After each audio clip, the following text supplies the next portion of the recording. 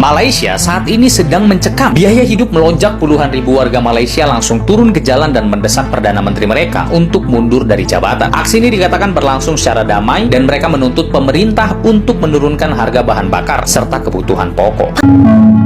Dunia panik. Bayangin aja, Selat Hormuz ditutup, harga minyak meledak, dan dua negara tetangga kita, Malaysia dan Singapura, panik total. Ya, kamu nggak salah dengar. Gedung pencakar langit Marina Bay bisa tergelap dalam sekejap kalau gas Indonesia berhenti mengalir.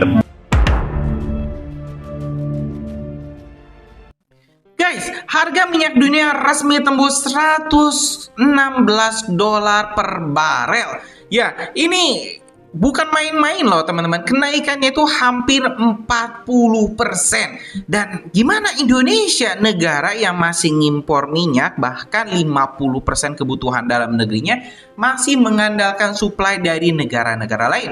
Ini luar biasa banget. Bahkan beberapa konten kreator ekonomi seperti Benix juga menyebutkan krisis yang bisa saja teman-teman ya datang ke Indonesia. Ini kenaikannya kita lihat ya. Di idtradingeconomic.com ini ada grafik minyak teman-teman ya, dari tanggal 20 ya, dari tanggal 26 itu harganya itu masih 66 dolar per barel. Nah, kemarin mencapai titik tertinggi teman-teman 95. Dan informasinya saat ini yang paling terbaru sudah tembus 100 dolar per barel. Wah, itu kalau misalnya perang ini terus berlanjut, teman-teman, jangka panjang, saya bisa pastikan minyak bakal terus meroket dan Indonesia mau tidak mau harus merevisi aturan atau kebijakan dalam negeri. Kita bakal tengok dulu, teman-teman, grafiknya seperti apa. Ini penjelasan para pakar yang lebih ngerti ya soal ekonomi. Nah, karena itu mending kita langsung saja simak deh teman-teman informasi yang sudah kajian online kumpulkan untuk menjawab kegundahan hati kita. Apakah Indonesia akan juga masuk ke dalam krisis? Kita simak teman-teman informasi selengkapnya. Malaysia saat ini sedang mencekam. Biaya hidup melonjak, puluhan ribu warga Malaysia langsung turun ke jalan dan mendesak Perdana Menteri mereka untuk mundur dari jabatan. Aksi ini dikatakan berlangsung secara damai dan mereka menuntut pemerintah untuk menurunkan harga bahan bakar serta kebutuhan pokok. Pantes aja, kemarin pemerintah mereka sempat ingin beli subsidi BBM RON 95 dan bagi-bagi uang. Iya, bener banget. Jadi buat teman-teman yang belum tahu, baru-baru ini di Malaysia itu rakyatnya melakukan demonstrasi besar-besaran, tepatnya pada hari Sabtu kemarin 26 Juli. Mereka memprotes lonjakan biaya hidup yang terus membebani masyarakat. Aksi ini benar-benar aksi damai. Pada intinya mereka membawa spanduk dan meminta Perdana Menteri mereka yaitu Anwar Ibrahim untuk turun dari jabatan. Nah, ternyata pemerintah mereka telah mengumumkan bantuan tunai senilai Rp385.000 untuk setiap warga Malaysia yang berusia di atas 18 tahun dan juga menurunkan harga BBM, khususnya yang RON 95. Tapi kebijakan ini belum cukup, Ri. Iya, bagi warga Malaysia itu belum cukup nih untuk memenuhi kebutuhan sehari-hari mereka dong. Netizen Indonesia melihat hal ini justru mempertanyakan nih, kapan sih Indonesia juga bisa melakukan gelombang demonstrasi yang serupa, mengingat berbagai macam pajak, regulasi, dan situasi sulit yang dihadapi oleh masyarakat Indonesia saat ini. Harga minyak meledak, dunia terancam invasi besar. Harga minyak dunia menggila disebabkan memanasnya konflik di area Selat Hormuz. US oil naik 15% dan UK oil naik 10% hanya dalam waktu sehari. Kenaikan harga minyak dunia memicu kekhawatiran akan inflasi di sejumlah ekonomi besar seperti Inggris dan AS. Kenaikan harga minyak bisa merambah ke seluruh sektor ekonomi terutama sektor pangan. Harga minyak juga diprediksi akan terus naik menuju 150 US dollar hingga 200 US dollar per barrel. Apabila harga menyentuh 150 US dollar, maka dunia harus siap menghadapi kehancuran ekonomi.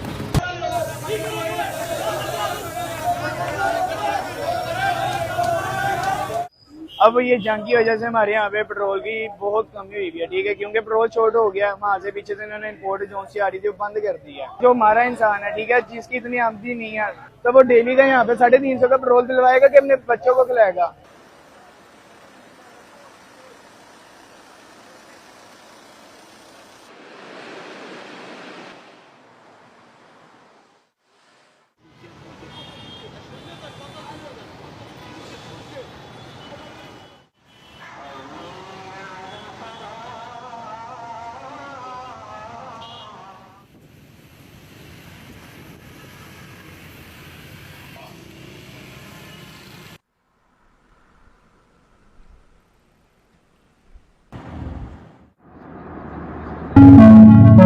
Dunia panik.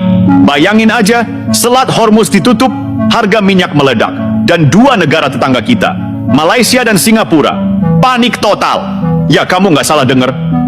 Gedung pencakar langit Marina Bay bisa tergelap dalam sekejap kalau gas Indonesia berhenti mengalir. Sementara Malaysia mulai menghitung ulang cadangan energi mereka karena takut kehabisan. Dan semua ini berawal dari satu keputusan berani Presiden Prabowo memprioritaskan energi untuk rakyat Indonesia dulu. Tapi tunggu dulu, ini bukan cuma soal lampu padam atau harga minyak naik. Ini soal kedaulatan energi Indonesia, strategi industri nasional, dan siapa yang pegang kendali energi di ASEAN. Penutupan laluan perkapalan strategik di Selat Hormuz cetus kebimbangan pengeluar Malaysia. Presiden Persekutuan Pekilang Malaysia FMM Jacob Lee Chorkok memberi amaran bahawa ketegangan geopolitik ini boleh meningkatkan kos logistik, melambatkan penghantaran dan menjejaskan rantaian bekalan global. Yang paling berdampak global adalah keputusan IRGC menutup Selat Hormuz. Ancaman terhadap kapal-kapal yang melintas membuat aktivitas pelayaran hampir terhenti, memicu kekhawatiran gangguan pasokan energi dunia. Energi bukan lagi dagangan murah. Mari kita mulai dengan satu kalimat sederhana, tapi efeknya bisa bikin beberapa ruang rapat di Singapura dan Kuala Lumpur mendadak sunyi. Indonesia mulai mempertimbangkan menghentikan ekspor gas mentah. Kedengarannya mungkin biasa saja. Toh negara punya hak mengatur sumber daya alamnya sendiri. Tapi di dunia energi, keputusan seperti ini bukan sekadar kebijakan teknis. Ini seperti seseorang tiba-tiba memutar keran utama air di sebuah apartemen besar. Yang selama ini mandi lama, mendadak sadar airnya tidak lagi deras. Dan dalam konteks Asia Tenggara, keran itu bernama gas Indonesia. Selama bertahun-tahun, gas dari perut bumi Sumatera dan Natuna mengalir dengan sangat setia ke negara tetangga. Ia tidak pernah protes, tidak pernah meminta perhatian, dan jarang sekali menjadi topik panas di televisi. Gas hanya mengalir melalui pipa bawah laut yang panjangnya ratusan kilometer, langsung ke pembangkit listrik Singapura. Di sana gas itu dibakar, turbin berputar, listrik mengalir, lampu menyala, gedung pencakar langit berkilau, dan ekonomi modern bekerja tanpa henti. Singapura terlihat seperti kota masa depan. Namun ada satu hal yang jarang dibicarakan secara jujur. Fondasi energinya sebagian berasal dari Indonesia. Sekitar 60% listrik Singapura ditopang oleh gas dari Indonesia. Itu bukan angka kecil. Itu bukan pelengkap. Itu tulang punggung sistem listrik mereka. Jadi ketika Presiden Prabowo mulai berbicara tentang kemungkinan menghentikan ekspor gas mentah dan memprioritaskan kebutuhan domestik, beberapa analis energi langsung mengangkat alis. Kalau itu benar terjadi, dampaknya besar. Dan memang besar. Bayangkan saja skenario sederhana. Jika aliran gas ke Singapura terganggu atau dipotong secara bertahap, maka pembangkit listrik berbahan bakar gas di sana harus mencari pasokan lain. Masalahnya, energi tidak seperti memesan kopi lewat aplikasi. Tidak bisa langsung datang dalam 5 menit. Pasokan gas butuh kontrak, kapal LNGE, terminal regasifikasi, logistik, dan tentu saja uang. Banyak uang. Singapura sebenarnya punya terminal LNGE modern. Mereka bisa membeli gas cair dari Qatar, Australia, atau bahkan Amerika Serikat. Masalahnya cuma satu, harga. Gas pipa dari Indonesia selama ini relatif lebih murah, karena kontrak lama dan jarak yang dekat. Begitu mereka harus masuk ke pasar LNG global, ceritanya berubah. Harga bisa melonjak. Dan ketika harga energi naik, efeknya seperti domino, listrik naik, biaya produksi naik, transportasi naik, biaya hidup ikut naik. Jadi jangan heran kalau isu gas ini diam-diam menjadi topik sensitif di ruang diskusi elit energi kawasan. Karena mereka paham satu hal sederhana. Energi adalah urat nadi ekonomi. Tanpa energi stabil, tidak ada industri yang bisa berjalan dengan nyaman. Tidak ada pabrik yang bisa beroperasi 24 jam. Tidak ada server finansial yang bisa bekerja tanpa henti. Dan Singapura adalah negara yang hidup dari stabilitas dan efisiensi. Gangguan energi sekecil apapun bisa berdampak besar. Sekarang mari kita lihat dari sisi Indonesia. Karena cerita ini sebenarnya bukan soal membuat negara tetangga panik. Cerita ini tentang sebuah paradoks yang sudah berlangsung terlalu lama. Indonesia adalah salah satu negara dengan cadangan gas besar di Asia. Kita mengekspor gas ke berbagai negara. Angkanya terlihat indah di laporan perdagangan. Devisa masuk, statistik ekspor naik, semua tampak membanggakan. Tapi kalau kita turun ke lapangan, ceritanya agak berbeda. Beberapa industri di dalam negeri justru sering mengeluh kekurangan gas. Pabrik pupuk kadang harus mengurangi produksi. Industri petrokimia kesulitan mendapatkan pasokan stabil. Beberapa pembangkit listrik harus bekerja ekstra menjaga keseimbangan sistem. Dan yang paling ironis, di berbagai daerah, masyarakat masih mengalami pemadaman listrik. Sementara itu, pipa bawah laut terus mengalirkan gas terbaik kita ke luar negeri. Tanpa drama, tanpa gangguan, seolah-olah energi kita memang lebih cocok menerangi rumah orang lain. Kalau dipikir-pikir, ini seperti kisah klasik di kampung. Rumah tetangga terang benderang, lampunya banyak, AC dingin. Sementara rumah sendiri, kadang masih pakai lampu redup. Lucu? Tidak juga. Lebih tepat disebut ironi struktural. Dan disinilah muncul paradigma baru yang dibawa oleh Presiden Prabowo. Ia melihat energi bukan sekadar komoditas ekspor. Energi adalah alat kedaulatan. Kalimat ini mungkin terdengar berat, tapi sebenarnya sangat sederhana. Negara yang menguasai energinya sendiri punya kekuatan ekonomi yang jauh lebih stabil. Lihat saja negara-negara besar dunia. Amerika Serikat, China, Rusia. Semua sangat serius mengamankan pasokan energi domestik mereka. Karena mereka tahu satu hal. Energi adalah fondasi industri.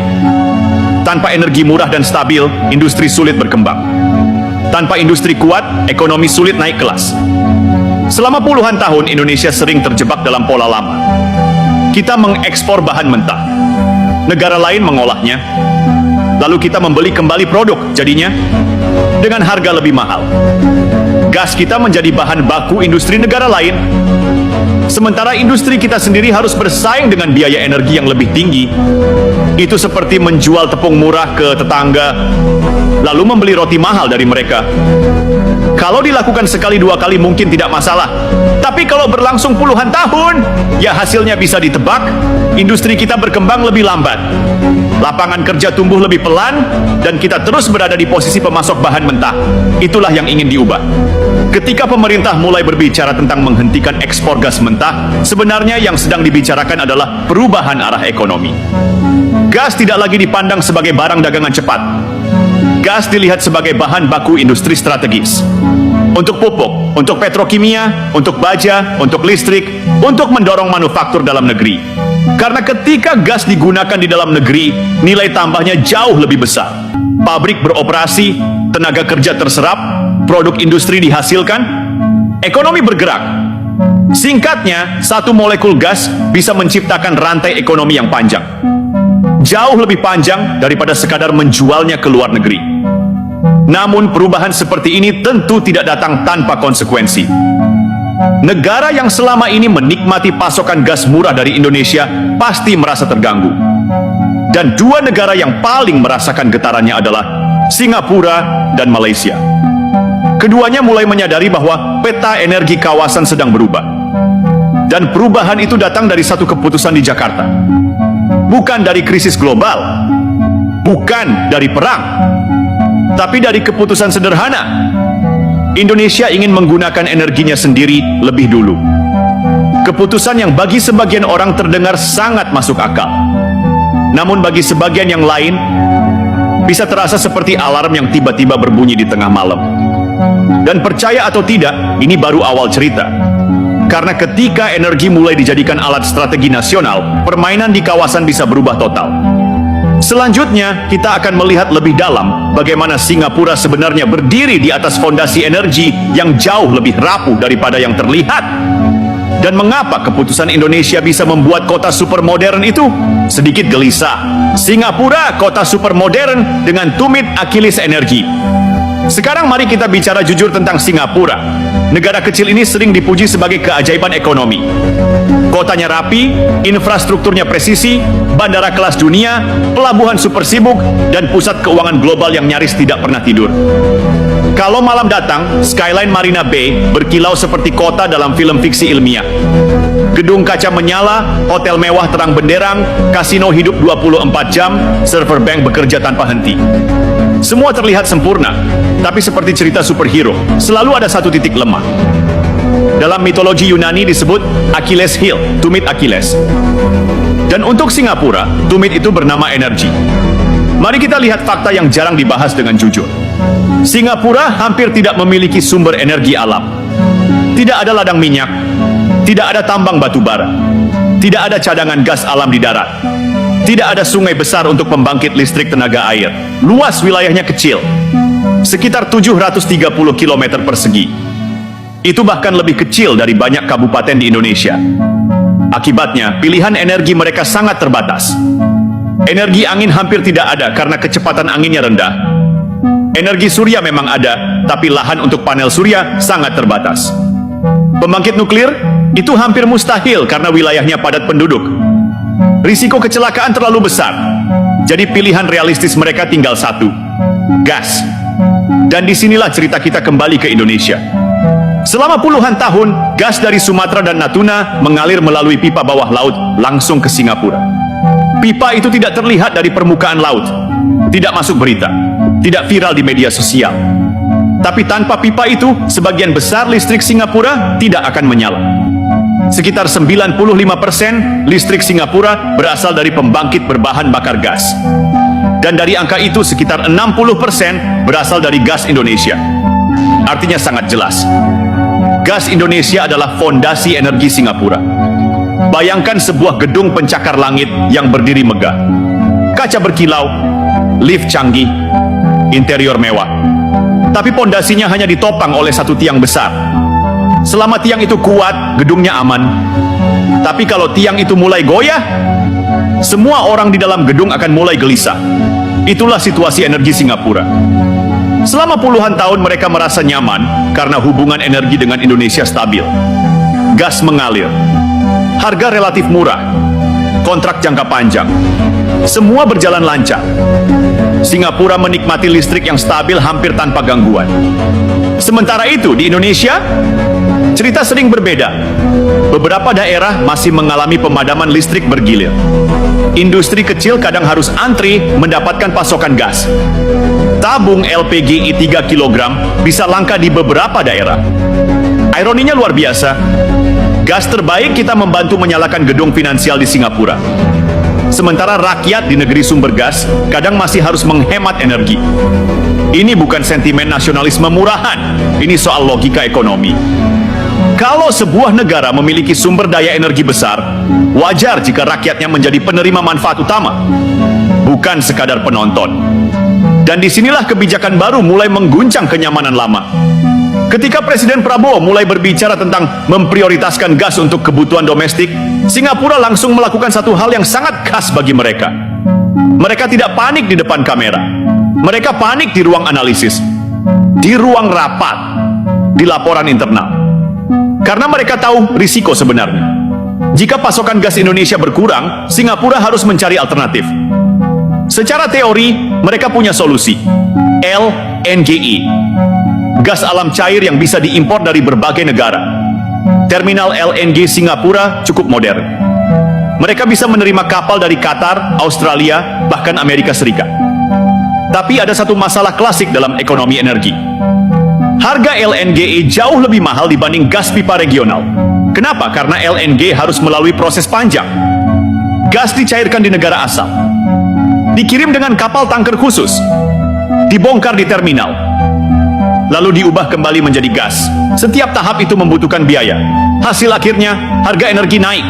Dan begitu energi naik, efeknya tidak berhenti di pembangkit listrik. Ia merambat ke seluruh ekonomi. Pabrik elektronik di Singapura akan menghadapi biaya listrik lebih tinggi. Industri kimia harus menyesuaikan biaya produksi. Perusahaan logistik menghadapi kenaikan biaya operasional. Server pusat data yang jumlahnya sangat banyak di Singapura juga membutuhkan listrik dalam jumlah besar. Semua biaya itu akhirnya bermuara ke satu tempat. Harga barang dan jasa. Artinya kehidupan masyarakat juga ikut terdampak. Singapura selama ini terkenal sebagai negara yang sangat efisien. Namun efisiensi itu sebagian dibangun di atas fondasi energi yang relatif stabil dan terjangkau. Jika fondasi itu berubah, maka seluruh sistem harus menyesuaikan diri. Dan penyesuaian itu tidak selalu murah. Karena itulah banyak analis energi mulai mengatakan satu kalimat yang cukup menarik. Energi Singapura sebenarnya sebagian dikendalikan oleh keputusan di Jakarta. Kalimat ini mungkin terdengar berlebihan. Tapi kalau kita melihat angka ketergantungan gas tadi, sebenarnya cukup masuk akal. Indonesia memiliki sumber daya. Singapura memiliki teknologi dan modal. Selama ini hubungan keduanya saling menguntungkan. Namun ketika Indonesia memutuskan untuk mengubah prioritas, keseimbangan itu ikut berubah. Sekarang mari kita lihat sisi lain yang juga menarik. Singapura bukan negara yang mudah menyerah. Mereka sangat pragmatis. Kalau ada masalah, mereka tidak akan duduk diam. Mereka akan mencari solusi secepat mungkin. Beberapa strategi sudah mulai dibicarakan. Pertama, memperluas impor LNG dari pasar global. Kedua, meningkatkan investasi energi terbarukan regional. Ketiga, mencari proyek listrik lintas negara. Misalnya listrik tenaga air dari Laos atau energi surya dari Australia yang dikirim lewat kabel bawah laut. Ide-ide ini terdengar futuristik dan memang sebagian masih dalam tahap rencana. Masalahnya, semua itu membutuhkan waktu.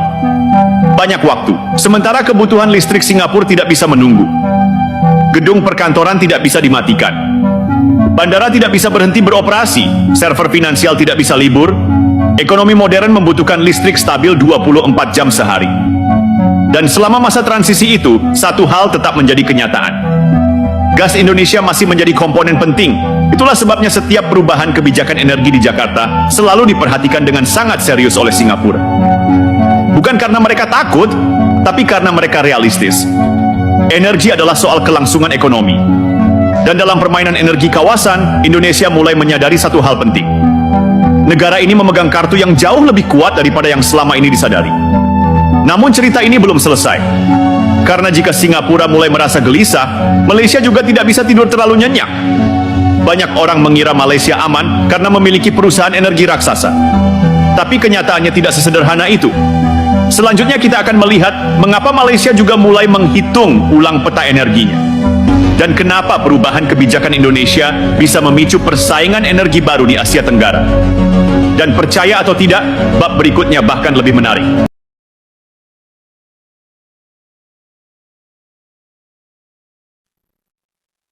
Ya, teman-teman, sudah kita tampilkan panjang lebar, teman-teman, terkait ya kemungkinan terburuk kalau misalnya terjadi kelangkaan BBM di Indonesia. Kita sudah mendengarkan pernyataan dari berbagai pengamat. Ini ada Profesor Rocky Gerung, ada Benix juga, dari berbagai media-media juga kita sudah tampilkan. Yang jelas, mudah-mudahan ya Pak Prabowo dan pemerintah kita punya solusi lain lah. Bagaimana untuk mengakali agar tidak sampai Indonesia krisis ekonomi juga, krisis energi juga. Apakah teman-teman punya pendapat lain? Solusi lain? Coba deh share di kolom komentar, kita bakal diskusikan. Terima kasih teman-teman, kita bakal lanjut di video selanjutnya. Assalamualaikum warahmatullahi wabarakatuh.